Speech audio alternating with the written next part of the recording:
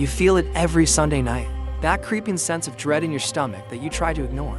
Forcing yourself to sleep so you can wake up to an alarm that triggers a stress response before your feet even touch the floor. You convince yourself this is normal, that everyone lives this way, trading 5 days of misery for 2 days of exhaustion. But deep down you know it's not normal. It's a program running in your mind. You are not just an employee. You are a member of the largest, most invisible cult in human history. A cult that demands your time, your energy, and your identity, leaving you with just enough money to survive, but never enough to escape. And every time you swipe that key card, you are tightening the chains. To understand why you cannot leave, we have to look at the psychological architecture of a cult. Because when you analyze the structure of the modern corporation, it mirrors the structure of a religious sect almost perfectly. In a cult, they strip away your individuality, replacing your name with a title, forcing you to wear a uniform, and making you speak a specific language that outsiders do not understand. Think about corporate jargon, words like synergy and circle back and family. These are not just annoying phrases. They are linguistic tools designed to overwrite your natural speech patterns, signaling to your brain that you belong to the tribe. They tell you we are a family here, which is the most dangerous lie of all, because families do not fire you when the quarterly revenue drops. Yet they use this emotional manipulation to extract loyalty from you without giving any loyalty back. This system relies on a psychological phenomenon known as Stockholm Syndrome, where a hostage begins to trust and even love their captor as a survival mechanism. You spend more time with your boss than you do with your own children. You seek their approval, you fear their disapproval, and slowly, your brain rewires itself to view your captor as your provider. You start to believe that without them, you would starve, that without the safety of the cubicle, you would die in the wilderness. And this fear is exactly what keeps the door locked, even though you hold the key. Let's go back to the source, to the industrialist who designed this machine. They realized that owning slaves was inefficient because you had to house them and feed them. But if you could convince a man that he was free, if you could convince him that working for a wage was a dignified career, he would enslave himself.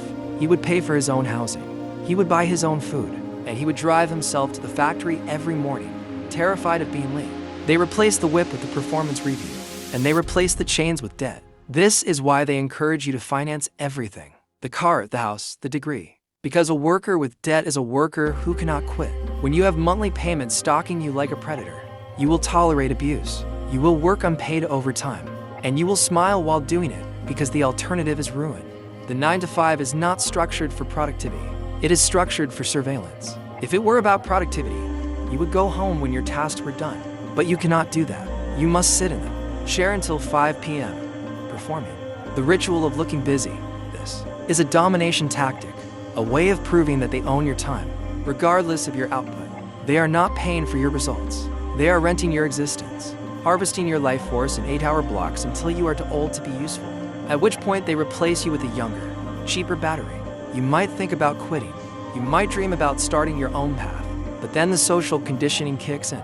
Your parents, your friends, your partner, they will all look at you with panic in their eyes, asking, what about your benefits, or what about your resume? Dragging you back into the bucket like crabs. They do this because your freedom threatens their captivity. If you escape, it proves that they could have escaped too. And that is a painful reality they are not ready to face. So they will pressure you to stay in the cult, to stay safe, to stay asleep. The most terrifying part of this prison is that the door is wide open. There are no guards. There are no electric fences.